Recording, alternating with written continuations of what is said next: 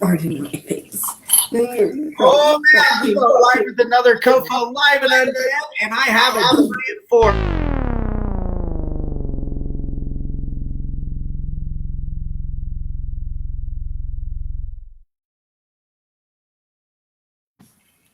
I did that. My name is Daniel Crozier. I'm the host of COFOH Live Undead, and I am here with some amazing guests tonight: stand-up comedian Dick Black and the amazing Jim Norris from Mutiny Cafe. But first.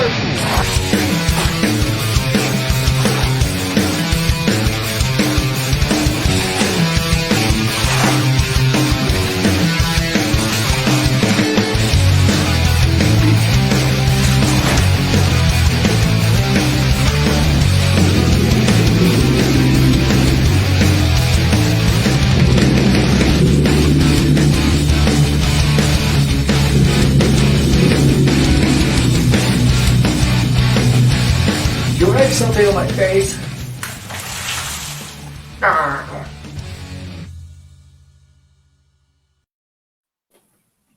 Oh man, Jim, Dick, how are you guys? Uh-oh. Looks like your mic. There we go. I'll unmute that. How come I can't turn it off? Hey, Jim, looks like there you go. Yep. How's that? Good. Good. Dick, we just got a black bar. Uh-oh. Oh, no. Okay. Well, I think he fell down the stairs.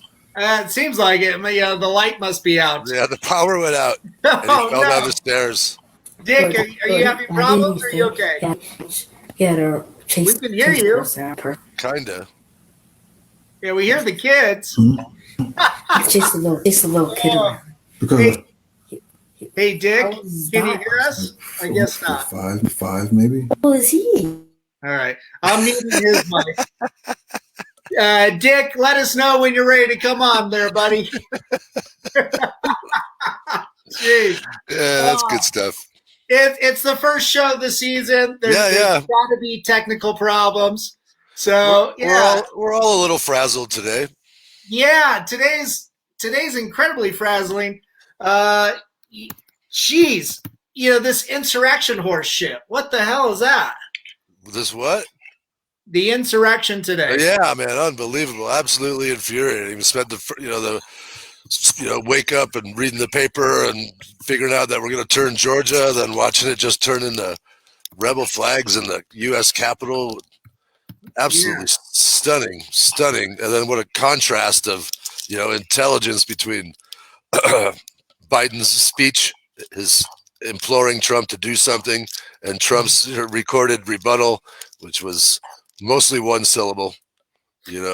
Right. A couple, maybe 1 or 2 3-syllable words, but it was 60 seconds, something like that. Hey, he's just an absolute liar. So then the second half of the day, like we were talking about earlier, was spent figuring out what the hell we gonna do. What are we gonna do? Right. It's incredibly just infuriating. Yeah, seeing this insurrection by rioters. Yeah. And being propelled by the words of 45. It's incredibly sad. And at the same time, I hate to say this, but I have to make that observation. The way they handle, law enforcement handles white rioters versus black protesters, is never been more obvious than it was today. Been more obvious than it was today. There's a great article that I think it was 2018 New York Times about that. The FBI investigation that started in 2016 about white supremacist infiltration of the police departments around the country, and it is stunningly. It'll scare the shit out of you. How deeply ingrained the white pride and white supremacist movement is in the police department. So watching, the Paul Blart or that young poor, the black security guard that was left with a nightstick to keep, 2,000 fucking rednecks away, absolute disgrace.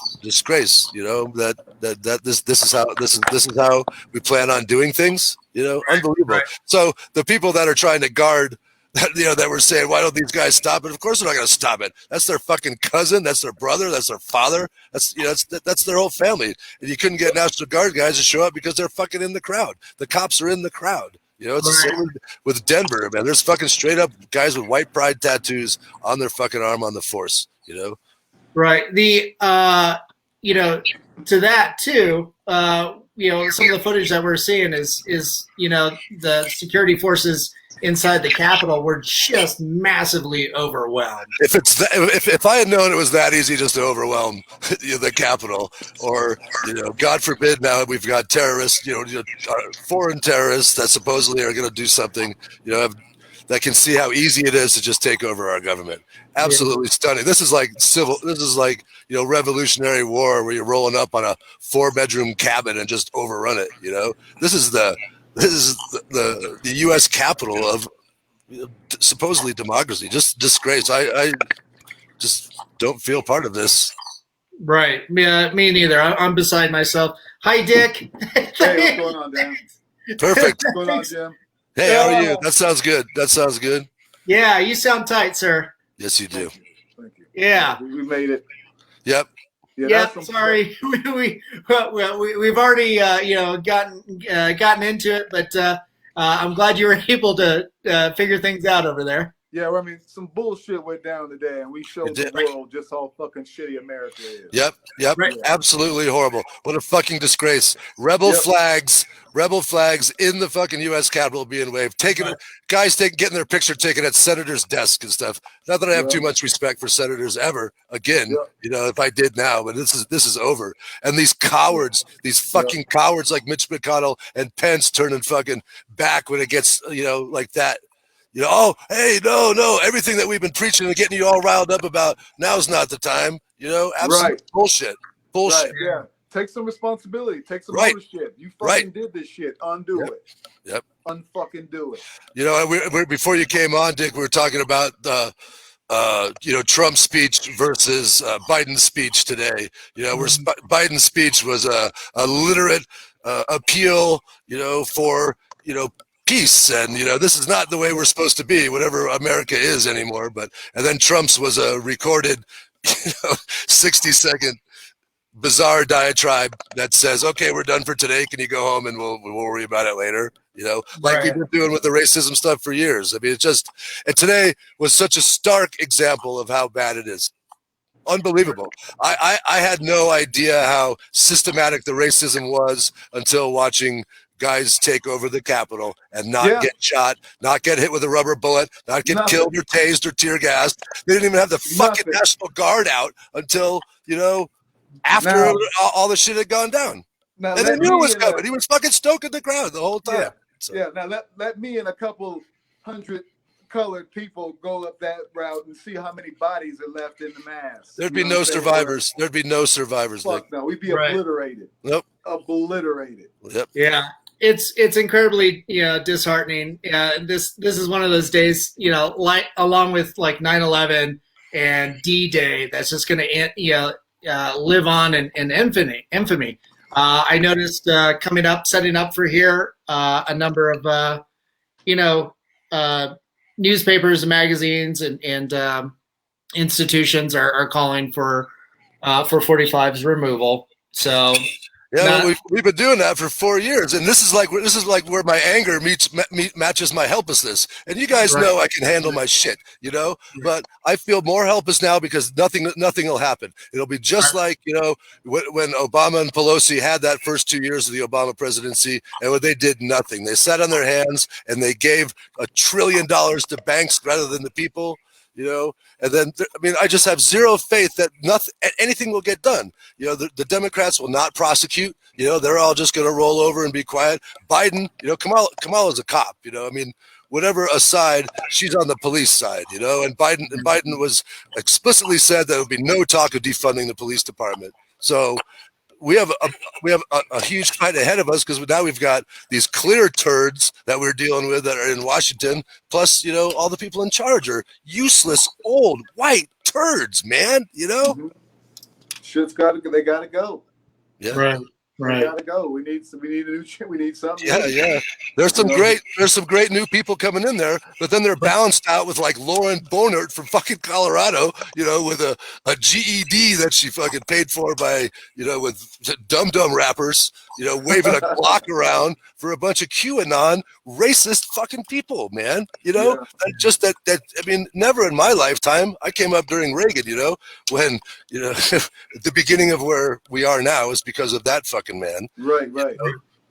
So to see these people, I mean, when I was a young punk rocker, the skinheads were all over Denver, but there was like 18 of them, and we knew who they were. And if you saw them, you went away, and that was it. There was 18 of them. They all just came out and showed it. And now, I mean, 50% of this country is racist shitbags. Yeah, that's just my own personal opinion. We're fucked. We're fucked. We're fucked. I mean, to see that today was just a stark reminder of just how far we've lost who the fuck we were meant to be. When did it begin? Now that's the question. You say Reagan? Reagan is I'd say Reagan.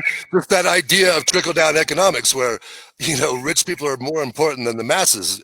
And, if you just look at economic, money hoarding since then, why we have 10 trillionaires that run the world now. It used to be the conspiracy that 10 families ran the world. Well, that you don't need to see that. You've got Bezos with a trillionaire and Elon Musk and, ego-driven fucking trillionaire. Right. And they've gained more money off of us since we've been there, They just taking bit by bit by bit by bit. That's unreal. It's fucking real. Yeah, it's today. Yeah, I mean, we've just got an event. It's It's pretty intense to witness. I mean, but with like the solutions we talked about earlier is now the emphasis is on community. I mean, we can only affect what is directly around us. So, like Dan and I were talking about earlier, you make sure that the person next to you has a fucking coat. The person next to you has a fucking meal. The person next to you has shelter. The person next to you has security. That they know that in their neighborhood they're going to be fucking safe from whatever fucking shitbag comes around there. And when you get to watch your own stuff, then suddenly, we don't need the fucking police anymore because we can just take care of our own. And that's the way it should be. Right, right. And that's the way it was, I mean, communities took care of their own. There was a guy in charge, but he didn't sit around being a fucking cop all day. No, he didn't, no. Right. And then, and then the roots of local police. I mean, Dick, they were out to hunt slaves. If slaves escaped, that's why you had that. Otherwise, if you murdered somebody, we hung you. We hung you outside of town, and that's just how it went. That's why that treatment that we received today is a direct reflection of yesterday. Yeah. Unbelievable. Why would they stop? In 4 years, we went 50 years, 60 years in the past. Right. Almost all the way to Jim Crow laws, right? Yeah, right around the turn of the century stuff, man. Just crazy ideas. I mean, we weren't meant to be free. I mean, I tell people that all the time.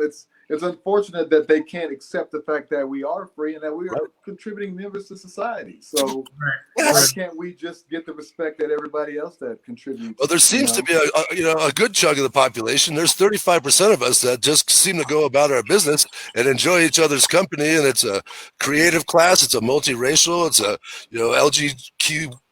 What I'm trying to say, but it's all inclusive. It's like everybody's part of it, and we're all on the same deal. We all care about the fucking environment. We all care about human rights and the First Amendment. If we have to believe in America at all, it's the First Amendment. It's the right for everybody to express their fucking opinion without being shot in the face with a rubber bullet or tear gassed or sued by the federal government for being a protester. Are you fucking kidding me? These kids in Aurora looking at federal time for protesting ICE?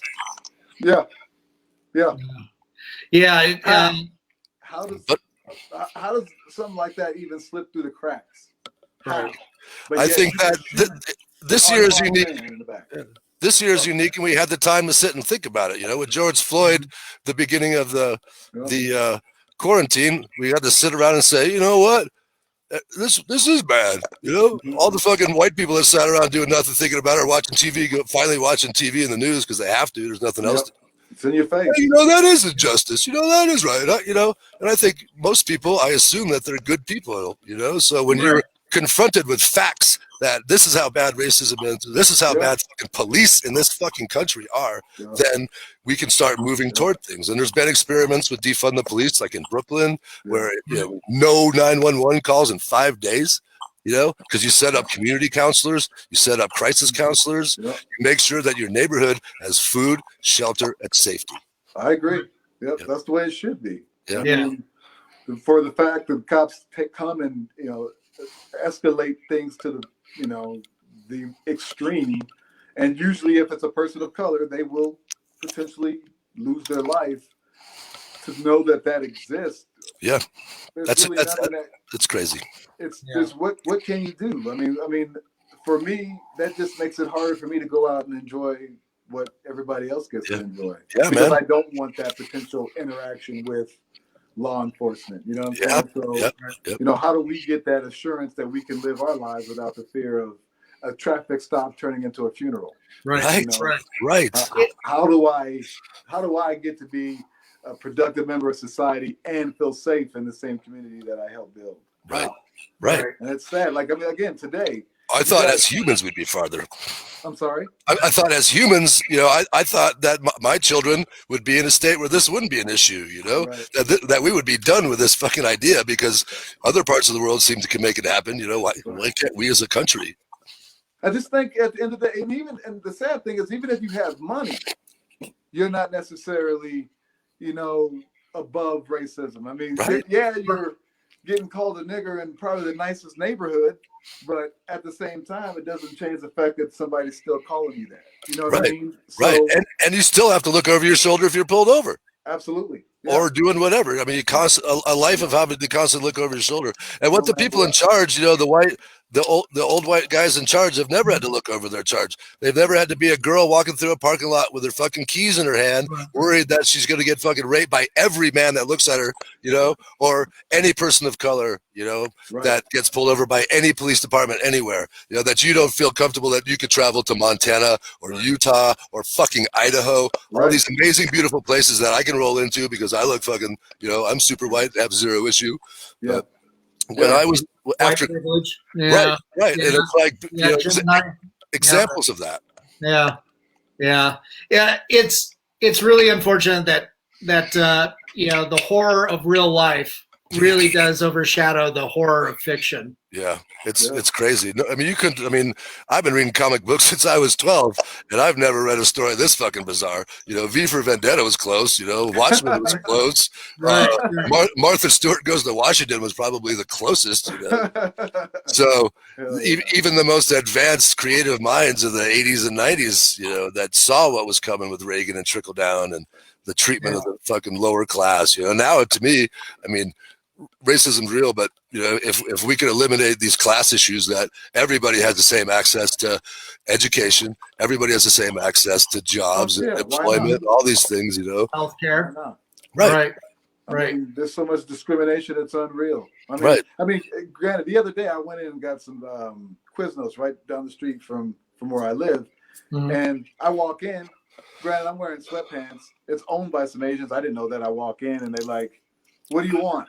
And I'm like, "A sandwich." I'm here for a pickup. And they're like, "Come over here." So I go over there. Meanwhile, two other people walk in like, "Hi, how are you doing today? How can I help you?" And I'm like, well, the best way on that is like, vote with your dollar. And I'm telling you through this whole deal that, I mean, as far as like, businessmen with consciousness in this city, stay in communication. And, it's like, if you're a fucking shitty racist businessman, just tell somebody, never spend your dollar again, and tell somebody that's like a socially conscious business, so when people ask me for advice about where should I get a print shop done, where should I get a t-shirt done, where should I get these things done, where should I get, a plumber or whatever, get the right person. And like a question to ask now as a fucking white person is like, you got any white pride people on your crew?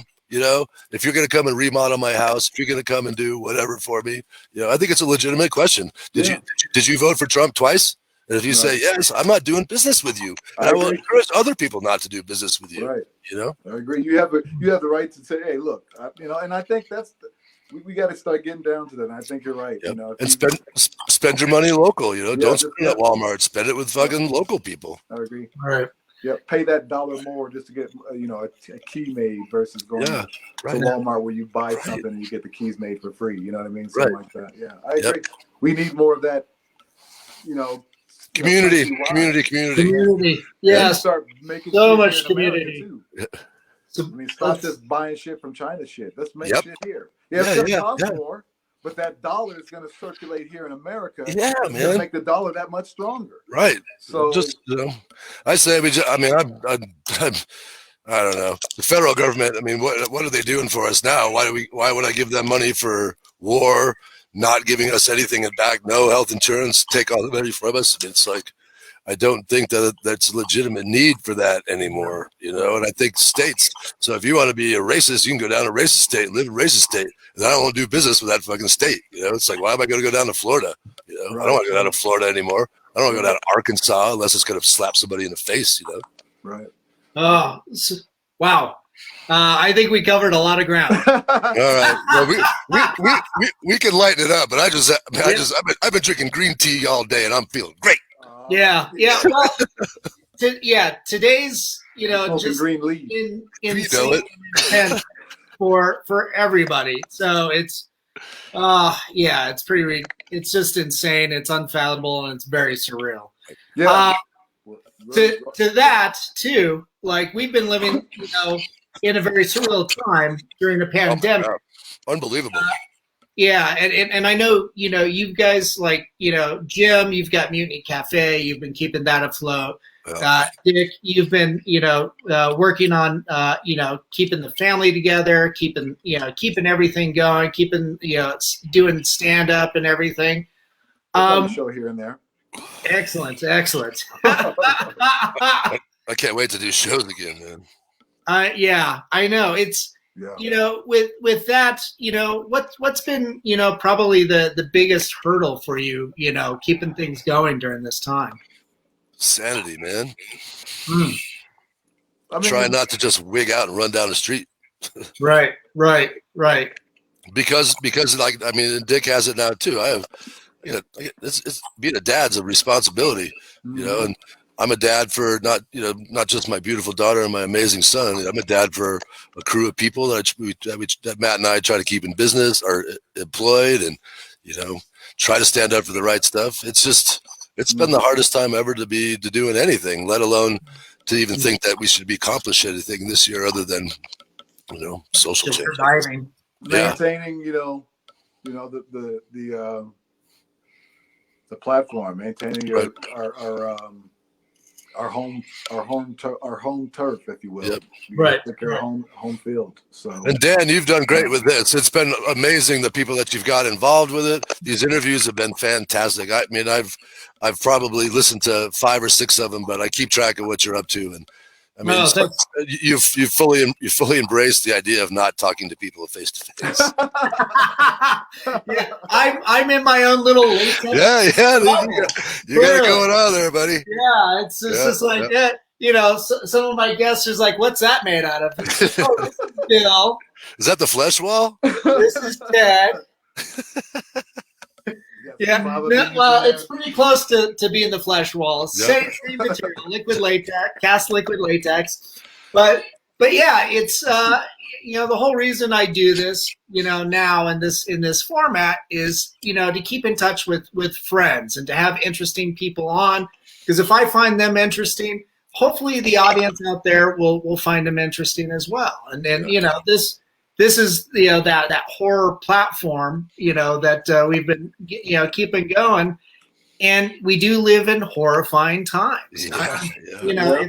Like, so what's scary now? I mean, I've been getting this because now the bar's been set so high with fucking real life that I've been getting into like Asian horror, whatever. Like, there's a couple of new series on Netflix that are pretty groovy, that are just surreal. I'm not sure. Well, there's that one, something in Alice in Borderland. I started that, and that's crazy.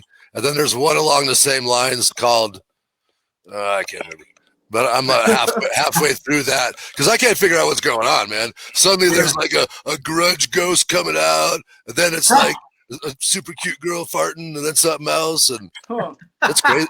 But it's good. It's terrifying. It's like every nightmare you've ever had brought to vision, but just thrown at you with an Asian, storyline. Girls farting is one of them. I'll tell you that right now. Yeah. That's some scary shit right there. Yeah. Dick, what have you been, watching, to keep things going? Fuck. Queen's Gambit. Yeah, I was that. I've been waiting to dip into it because I've been missing playing chess face to face. I play probably 20, 30, 40 games a day. I'm just playing the computer now because you depress me because you beat me so much. Yeah. I just stopped playing you because my ego couldn't take it anymore. Nice. Yeah, Elise and I have gotten into Queen's Gambit. We absolutely love it. Yeah. I think it's a lot of fun. Jim, you and I were talking about Color from Outer Space. That was groovy. God, it was so good. Like, I know, Dan, you're kind of straight edge, but I've done a lot of drugs in my life. And that movie and Mandy are fucking brilliant. They capture, like, tripping. That scene in Mandy where Nicolas Cage is in the bathroom chugging that stuff. That's like fucking, that's dude, the guy that directed Shining kind of stuff, man. It's just absolutely, I mean, I think it's even got the it's very surreal. Yeah, he just chugs that booze and he's just fucking full on Nicolas Cage. And then the next one I've only watched Super High twice, so I'm still not sure what I'm watching, but it's beautiful. It's just shot so well, and that's awesome. I'm gonna have to give you guys recommendations because I mean I want to watch some scary shit. I would like to see a show about real life shit, like your lights get turned off, your car gets repoed, like with scary music and shit, music from Jaws. Where you you go home, open the door, the fucking lights are shut off, it's fucking night. You're like, what the fuck? You step in a pile of dog shit. You got no paper towels. You wake up hungover out of toilet paper. Your girl's fucking some other dude. You're like, oh damn! I didn't think you were gonna be home this early. I didn't think TMC Music gave a shout out from the UK. They say hello. Hey, what's up, buddy? TMC? I watched all the Friday the 13th again. That was great. I want to get that. I got the video game, but I want to do that too. Yeah, it's pretty good. Some of it, the one in space. I don't know if I made it through that one. Jason X. Oh, is that what that one is? Jason X? I think it's 10. Yeah, he was frozen, wasn't he? Yeah, he becomes like an action figure. Yeah, he had like a Nike Air Mask face and shit. Right. Like the Tracy McGrady's and shit. Like, what the fuck? Are you a fucking villain or are you a fucking basketball player? Get the fuck out. It was too much. I didn't make it through that one, but all the rest were okay. Nice. Well, you've got those TV shows too. The Friday the 13th TV show, Nightmare on Elm Street TV show. Those were in the 90s. Really? Yeah, you could probably watch them on Amazon Prime. Well, I'm gonna. I watched that. I'm gonna need to borrow your password. Fuck Bezos and fuck all that shit. I share all passwords, man, for anything. I got passwords. We'll do that on the DM. Yep. Let's do this. Nice. Have a little watch party. Yeah, dude. Fuck these guys, man. I got Crunchyroll. You ready? Let's trade. Nice. Yeah, I think we did that on Christmas Day for Wonder Woman 1984 on HBO Max. How was that? How was it? I like it. It's not that great of a movie, but I mean, I'm a DC fanboy, so even when it's bad, I'm gonna enjoy it. And I don't know about that anymore, man. They gotta get their shit together. You know what I'm saying? They really do. Marvel is on fire. Marvel is nailing all their stuff. They're doing like a series on Mephisto. They're doing all these crazy stuff. Movies on Mephisto, digging deeper into these secondary characters. Yep. Right. Yeah, they. I mean, they haven't been able to release anything this for 2020. But I'm looking forward to all that too. But putting like all the Marvel stuff that got released with Disney this year, so everybody is fully caught up on every storyline on everything. So you can. It makes them want to dig deeper into these storylines, which is like why Venom is so much more fun than the last 5 Spider-Man movies. Right. You like the latest Venom? You like that one? It was all right. I've watched it a bunch, but I fell asleep every time. Yeah. Maybe it's not that great. I like. I love the special. That part where he's jumping the motorcycle and he's riding up and he like pops up. That's one of my nightmares I have on a regular basis. Is that exact same thing? Except I don't survive. Right, that's anxiety and shit. Yeah, very much. I don't have that as much anymore now that I'm working on divorce number 2. My anxiety just dropped like that, man. Yeah, you got it, man. You got to put that shit in the basement. Damn right. I've never been happier, man. This is. I hate to rub it in during the pandemic, but Shit, I've been single. It'll be 10 years in March. I've been single for 10 years. I couldn't be happier. I mean, I'm not saying I don't want love. I'm not single. I have an awesome lady now, but I can't. Yeah, you do, Jessica. Yeah, she's amazing. Even better, man. I mean, she's out there, but I mean, I guess right now I'm just trying to get a few ducks in a row. And then you got to work on number 1 first. You got to make sure that you're worthy to even offer yourself to another person. If you're, I mean, why would you want to throw yourself out there if you're not good enough to give to somebody else? I agree. Yeah. Looks like Leah said she liked that one, but not nobody else did. I think she's referring to Wonder Woman. Yeah. 1984. Why 1984? The first one was great.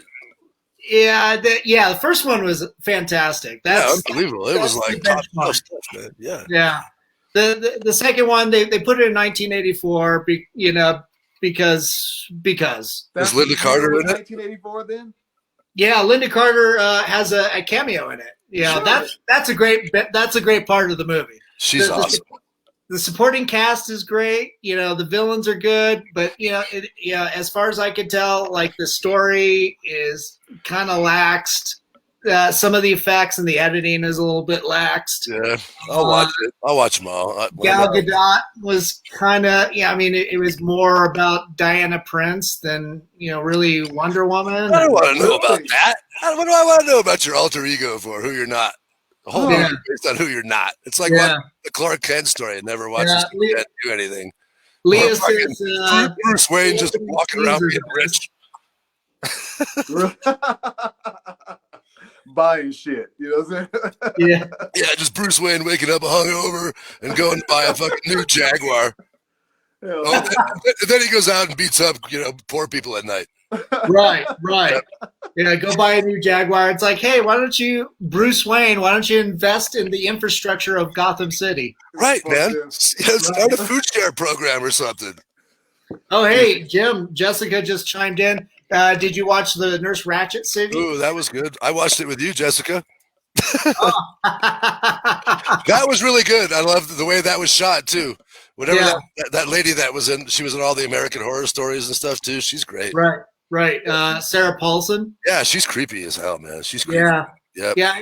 I think that one we only got like 2 episodes in, and then we went back and watched One Flew Over the Cuckoo's Nest. Yeah, it doesn't really tie into the universe as much as it doesn't. No, it seems like a departure. Yeah, because it gets a little like esoteric, and even like further on, it's like not. It's not what Ken Kesey wrote. Well, and I think that's like to like Ryan Murphy's credit, like that's just how him and his team seem to write and produce their shows. I'm not a big fan. But the one, the Nurse Ratched from One Flew Over the Cuckoo's Nest. Yeah. Nuanced, subtle. Oh yeah, God. Terrifying. That movie's one of the rare examples of both of them are equally amazing. Like the book is slanted different. It's through the Indian's eyes, watch and check. But the movie is also equally brilliant. My mom made me watch that when I was like 10. So I mean, it was like. Because it was that like the Geraldo Rivera interviews were like what 69 or 72 in upstate New York about the mental institutions. American Horror Story, when they do the asylum, they duplicate the footage that of when Geraldo Rivera went in and interviewed these disgusting. Yeah. It led to all the changes and shut down all these. Cropsey goes into that movie Cropsey, which is a scary fucking movie, but it's true, Jeez, man. Have you guys watched Cropsey? No, I haven't. Oh, you should both watch it. It's a documentary, but it's creepy. It's like serial killers and crime story stuff, and I love that stuff. Yeah, I've been interviewing people that do like paranormal investigations, and they go into some of these shut down asylums, and they talk about their experiences, but just the aura of walking into a place like that where people might not have been treated very well. Oh, horrible. Like chain the radiators with no clothes because they're autistic, that kind of stuff. Yeah. That's crazy. I mean, that's man. Why? It's so cool, but that's one of those things, tie it back into what we were talking about earlier, that, people saw it. They saw Geraldo walk in there with a secret camera and show you this horrible scene. And then boom, man, everything changed. You called your congressman. That's what I did right after my initial shock today was I went online and I used all caps with every criticism for, Diana DeGette, Ken Buck, hit up. I mean, I don't know how much good Hickenlooper and those guys are going to do with the House of Reps right now, but, get online and harass your fucking senator. Harass him. What the fuck are you going to do? Harass the Democrats. This is your shot. Now you got all this stuff. Now you can fucking take care of it. Put your money where your mouth is and take care of the fucking people. Stay on them. What happened is you get complacent white people again, where it's like it's not convenient for them to be into it anymore, but nothing has changed. Nothing has changed. We've won a few cases here and there, but with the Denver Police Department, we got outvoted and they got their fucking raises anyway. It's like, so we got to stay on top of our local politicians. And right now, the Denver City Council has got some really good people, and I follow all the city council newsletters, and that's free, so you get an idea of what these people are. You get an idea of who their constituents are in their neighborhoods, and Denver's really varied right now. So, the crazy people in West Wash Park are different than the intelligent, common sense people right here in the Baker area. Yeah. Oh, that also kind of brings to mind to deviate just a little bit. Sure. I'll come back to the fucking enraging part later. Yeah, most definitely. Yeah. But some of that like local folklore, that you see, come around, some of the horrible things that have happened around here. I was talking to director Corey Maccabee a couple of days ago. Yeah, he did the American Astronaut black and white space western musical movie. Of course. And he was developing a film around the idea of death and Abraham Lincoln. He was the last president that his funeral was paraded around the country. Oh yeah, like his body was dragged around for weeks, right? Right. It was several weeks, and every time they made a stop, they had to keep doing something to preserve the body, and they really got into embalming fluids. That was the last president that they did that because he was decomposing fast. Wow. It was a warm time of the year. So then they're like, this is pretty garish. Let's not do this. Yeah, man. And I keep hearkening back to like the days of like Cheeseman Park, where they moved.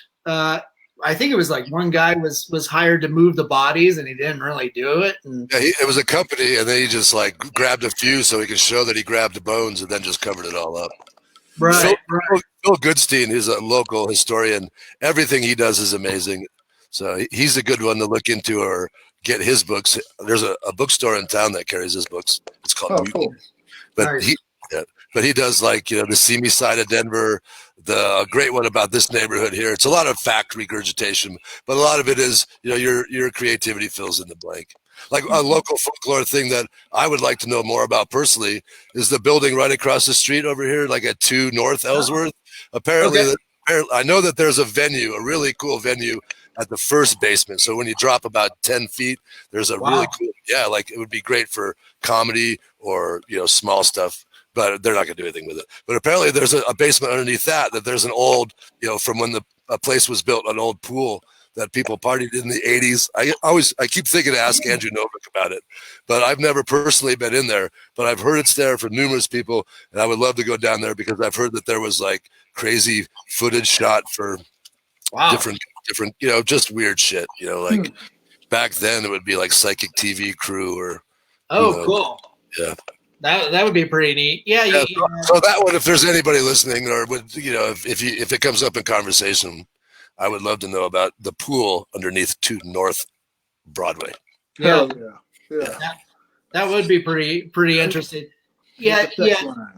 Dick, when you're going around to all these different clubs, doing the stand up, do you ever I keep thinking Comedy Works downtown, that I wonder what that would have been, what that building was like, 50, 60 years ago, and its secret history. Do you ever run into stuff like that? I can't say that I really do. I mean, I would definitely like to know the story of, Comedy Works. I don't know exactly how what that place used to be, if it was, always the way it is, but as long as I can remember. I mean, I remember Roseanne Barr ads for Roseanne Barr there when I was a kid, so I mean that's way back, long before back in the 80s.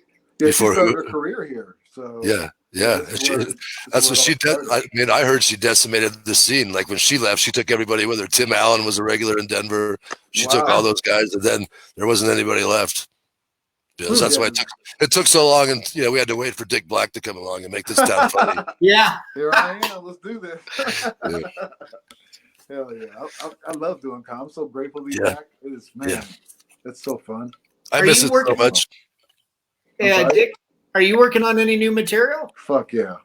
Excellent. But I gotta be careful at these open mics. I just want to get comfortable being on stage again. I'm not gonna be dropping any gems at these mics because this is my shit. I want to try to save it up for the half-hour sets, man.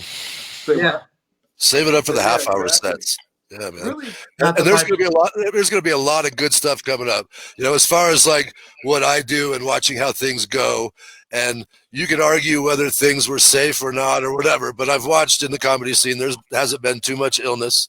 There's been these, socially conscious, the socially distant places that are set in alleys in the middle of nowhere, and everybody's doing their part. It's been the one art form besides, writing and art, which I'm hoping that there's going to be some good stuff coming. But the one art form, the live entertainment art form that's kept going through the whole pandemic, that you've been, and I love him or hate him, but Mike C's always out here every day practicing his 45-minute sets, selling me zines, and that's legit. He's not breaking any laws. He's he's got his mask on, and the ones that I've seen done, the stuff that Ben's doing downtown in that alley and stuff. I mean, it's safe, and you get to sit and watch somebody to talk, do comedy in front of you. And it's going to be a while before the Nationals start coming back on any level. I mean, AEG Live Nation are, late 2021. I mean, they'll try to milk as much money out of you as they can, but bands aren't ready to tour. And just because everybody wants to tour does not mean that everybody's going to be able to go out and get any gigs, because most of the places have closed down. So you're either going to have to start reestablishing your local community scene, which is going to have to happen in Denver, that, getting bands to play out again, and not everybody's going to get to play because all the venues are gone. And with comedy, same deal. But the resilience of comedy and how much it's blown up in this town is absolutely incredible. It's been, for me, from doing all the different things I've promoted over the years, the last 4 years, 5 years, has been my favorite thing I've done, because I get to be around intelligent, creative, liberal people that are, their whole job is to show up and have fun and make you laugh. That's it. Not sing you a sad song, not make you raise your fist or run around to pit or punch somebody. It's just to make you laugh, or at least make you think. Yep. And if we can do that, then we're doing doing our job. I mean, at the end of the day, we just want to, between comedy and music, those are the two things that speak to people's souls. That's what gets people up and going. Yep. It's that, that somebody else can verbalize or visualize or, oralize your thoughts or your feelings, and that's what resonates with comedy. I think, it's that finally somebody puts together, those 25 or 180 words that describe exactly how you felt at a moment, or, describe something so bizarre in your life that it becomes a common experience. And we are all humans, so. We all are. We all got our own stories. If you think about it, every human being you come in contact with is a walking hard drive of life experiences. Yep. If you think about that, it doesn't matter how old you are. You could be 5 years old, and you could sit that child down and ask that kid everything it's ever been through. Your favorite toy. All the way down to you like peas. You know what I mean? And they're going to tell you everything you need to hear. And that's everybody you come in contact with. Not everybody has a good story. And it's like, more often not, we're going to run people that don't have, good stories. Right. And that's what happens a lot, especially when you're dealing with the public. When I used to run the clubs, we'd hire a fire department and the cops to do, like when I did the Ogden or the Bluebird. So I spent a lot of time with some of the police and ambulance drivers and firemen. And I used to ask them, early on, like, hey, what's the worst story what's the worst story? Like asking a fireman what's the worst thing he's ever seen on the job is a mistake. Do not, or an ambulance driver. Right. Suddenly you're going to hear a story that is beyond horror. Again, reality is much terrifying. And it's you don't want to hear it, and these guys live that every day. Every day. Yeah. Right. Every day. Yep. The fire department in particular, cops, they're just there to document the scene. But fire department, ambulance drivers, those guys deal with the real shit. Man. Yeah, they do. Right. Yep. Cops usually the reason why it's there. Right? Yeah, dude. Yeah, exactly. We already know. One of the things too, I witnessed today, and it's the first time I've ever seen this, was a car engulfed in flames driving down 225. Oh, God, dude. This was after the news report of the insurrection and everything, and then I'm like, yep, fuck this day. Yep. What kind Holy of car shit. was it? It was it looked like I think it was a sedan. You don't know what make and model? No, it was getting off the highway at Iliff. It's probably a Pontiac. Probably. Whoever was driving it, damn Pontiac. the side of their car was filling up with smoke and barreling at the back. So, by the time they got off the ramp, it's just like, you see this out of the corner of your eye, like, what the fuck? Yeah, exactly. Wow. And it's just like, and your first thing is this horrifying thing is happening in Washington. It's just like, yep, we're definitely living in an alternate realm. The color from outer space is definitely real. Yeah. We're all infected with some kind of spore. This country is tainted. Yeah, it's just ridiculous. When I was 16, I just got my license, and I was driving my parents' old pickup truck, which had like a fire extinguisher and a toolkit, had all that stuff in the pickup truck. But I was 16, and I roll up on this guy in the country, and his car's on fire. Just like catching on fire through he's got his hood open, there's fire, and I pull up, and I'm like, well, can I help you? And I totally forgot the air conditioner or the fire extinguisher was there. And he was like a guy in a suit, clearly had no clue. Like, well, I'll give you a ride to your house, So we stared at it for a second, and he got in my car, and then I drove him like the 2 miles to his house, and we just left his car there on fire. When I could have saved that guy's day. Then as soon as I dropped him off, I realized that I had a fire extinguisher, and I maybe could have helped. Did you drive back? Oh, no, dude, it was a nice car. Like, oh well. I was driving a pickup truck. Yeah, he'll get another one. But I hadn't thought about that in a long time, Dan. That's funny. Like, It's great. I have a fire extinguisher. But anyways, that'll be $5 gas. You got money? He's home safe. Yeah. It's got insurance for that shit, man.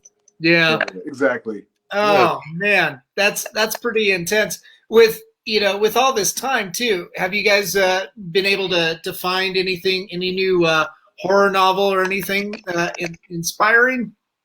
I've been reading comic books. Cool.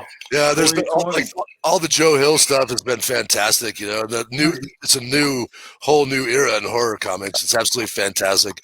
And then there's like that new one, Scumbag. I don't know if you guys have read that one. Fucking hilarious.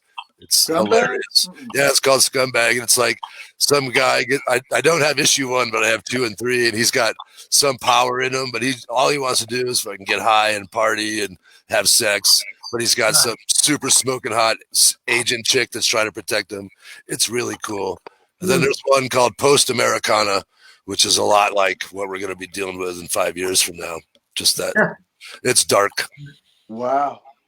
Yeah, but there's some good horror comics and stuff out there. That's what I've been reading. Shit, I just looked over the events of 2020. That is terrifying reading. Yep.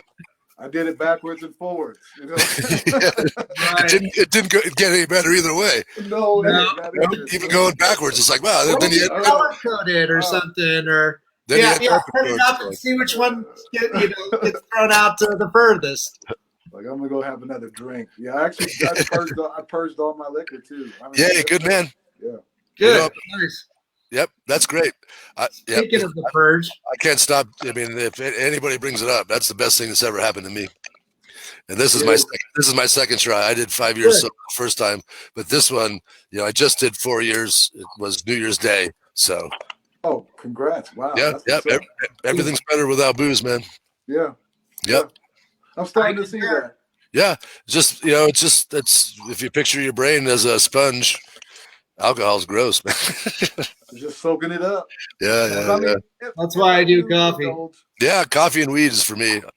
I do indulge in tequila, but that's just because that's an upper. Yeah, that's a drug. That's different. Yeah. but I had my problem with that drug too, man. Tequila. I mean, oof. I got enough rage. I got enough rage in me. You guys didn't see me storming around at 3 a.m. on the block on the Hornitos high. Right. Dan, you would have been asleep for hours. True. I would have been asleep. Yeah, these days my sleep pattern is 8:30 at night to 3 a.m. I'm asleep. Yeah. And then I get up and I get to work. Do creative stuff and draw and whatever. Yep. Hell yeah. I wake up in a panic about sunrise. Oh. Well, and then it's all good. Angry. Trying to cut back on Facebook in the last few months, and it's made a big difference. There's a lot of negativity there too. It's like, and mainly it's just everybody expressing their displeasure with how things are. And I've purged most any dissenting thought from mine. So it's like, well, some days I wake up, I just can't be mad that day. I just try to skip it. I want to hang out with my daughter. I want to hang out. I really enjoy my job. I really enjoy the people I work with. I really enjoy, my customers. There's a lot good to be had in the world. And what I've told people dealing with, alcohol addiction and things like that over the years is that, no matter how bad your day is, a sunset is beautiful and a sunrise is even more beautiful, So, if you only have 2 points during the day that you can look forward to those 2 points a day, and then just try to fill in the rest of the blanks, the other 18 hours or whatever it has to be. Man. But, in this era, stay busy with whatever it is. People doing puzzles, writing poems, people doing crazy, awesome recordings. The podcast. I mean, I think this is the dark before our renaissance as far as a creative culture. Yeah. Yeah. The light's about to go out. Yeah. Definitely. I don't have any idea what the new world's going to look like. But, no clue. I mean, this is beyond where we even could have, fathomed. Yeah, that's the word. Yeah. I mean, I'm speechless every day. Yeah. It's been for a long time, but the sheer fact that we elected Trump in the first place, I mean, and then just being so exposed to the police violence. It's just unreal how today will go down as probably one of the worst days in American history. Yep. It is. It definitely is. Yeah. How do you allow people like that to penetrate the most powerful place in the free world. Right. And these are hillbillies. These aren't intelligent people. You know, these aren't smart guys. You They're know? the ones that said, "Where's Right. my money? And they Where's my money?" and like, Going to the White House. if you're listening, they're playing Macho Man. You know, that's YMCA stuff. They were playing Michael Jackson stuff. It's They're like, no are you just so oblivious to it? You know, Where's my Very money? much so. Where's it? They took our jobs. Yeah, they're a bad South Park stereotype. Fucking But I wrong. think, you know, going forward, you know, like, again, the majority of people are really good people. People want the same things, and we all want the same things. You know, I want to be loved, and I want to be warm, and I want to be fed, and those are basic things. You know, so if we just approach each other with those basic attitudes, and then, you know, that we're all equal. You know, we're all humans, human. You know, so yeah. I think that, you know, the 35 or 40% of us, if we work together and work together concertedly and encourage each other, not discourage people when they're trying to do anything, you know, creative or positive for what's around you. If it's not your thing, it's not your thing. But don't discourage people from trying to make the world a better place. You know, don't call people out for hypocrisy, even if they're trying to do the right thing. There has to be retribution for whatever you were in the past. You know, going forward, we need to have anybody that's willing to be on board with this social change and the way we're going to deal with, you know, these evil people that have, you know, 50% of our population. I mean, this is 50% of the people you deal with are this bad. You know, they voted for Trump.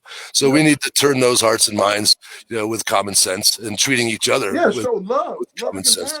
Yeah, I mean, we don't need to beat them with a stick. That's not going to do anything. It'll help get some aggression out, but it's not going to change anything. Right. We need to hit these people with love. Well, I think that there should be, you know, there should be some sticks here and there. You know? I mean, some people do that get their ass whooped, but I'm just saying. You know, because some people don't understand any other language other than a slap.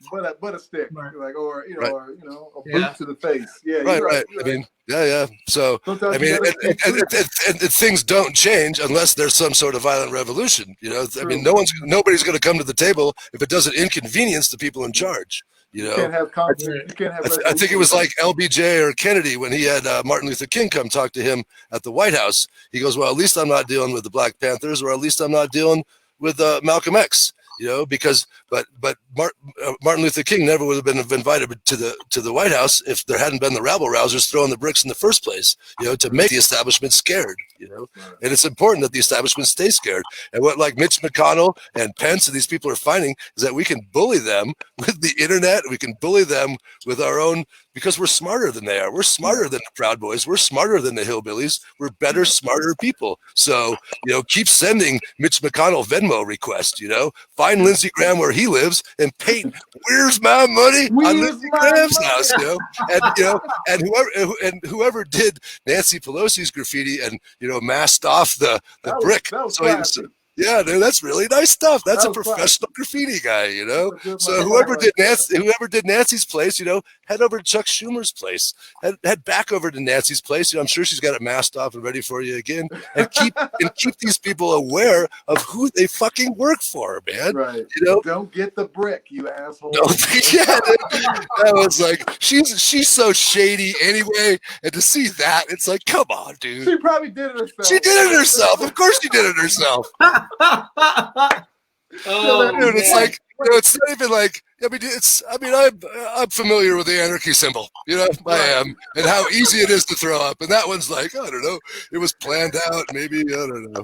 She hired an outside agitator to paint that. Fuck, you know? That could have been a dad stencils. Stencils. That's what I mean. To mask it off and not get the brickwork. That's crazy, dude. She had a graphic. She did. Guys, my place up, but don't get the brick. And he was a person of color for sure. You know, you know he was. Yeah. So, probably Gerald or some shit. Gerald. Don No Soul Wilson. Fuck up, man. After today, and this being you know, a new year, you know, what things are you guys looking forward to doing, to getting back to, even though we're still limited? Comedy. I just want to do. I mean, get myself in a position where I get comedy, maybe figure out how to do this online karaoke thing. But I really just want to just get in touch with people, because I mean, I feel like we've just been so isolated and so distant from one another that even if we have an online presence, that could still feed the soul. Yeah. You know, because man, I mean, for a minute there, I was able to drive for Lyft, and it's just being able to have a conversation with another human being in the same freaking space. Right. It's worth more than the $3 or however much I received for the ride. It was just like, you know, I want to feel that sense of aliveness again, and that's the best way to do it is probably through, you know, human interaction, real human interaction. Yeah, I mean, because I do keep to myself. I've been lucky with that. You know, having this, and it's why we cut the hole in the window so I could hang out the window and yell at people through my soapbox. You know, I mean, the hardest thing for me is that, you know, I used to hug the people that are dear to me, and now those days are over. I'm not touching you fuckers anymore. You know? Then, I am a filthy bastard, that's for sure. I got lights on. In my bubble.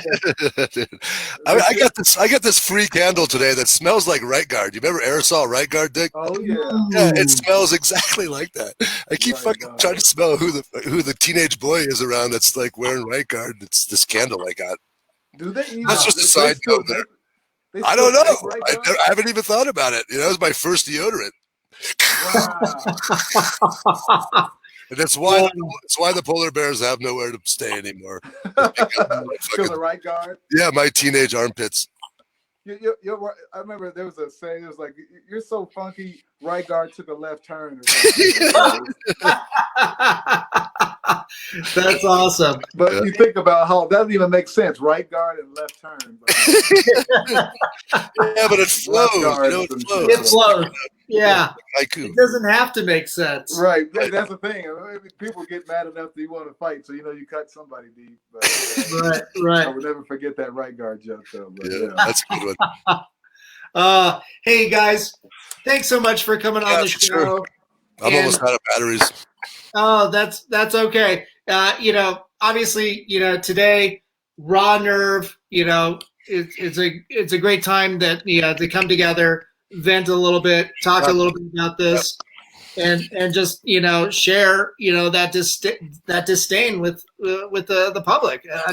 Don't stop being angry. That's the whole thing. Don't stop being angry. Nothing's accomplished yet.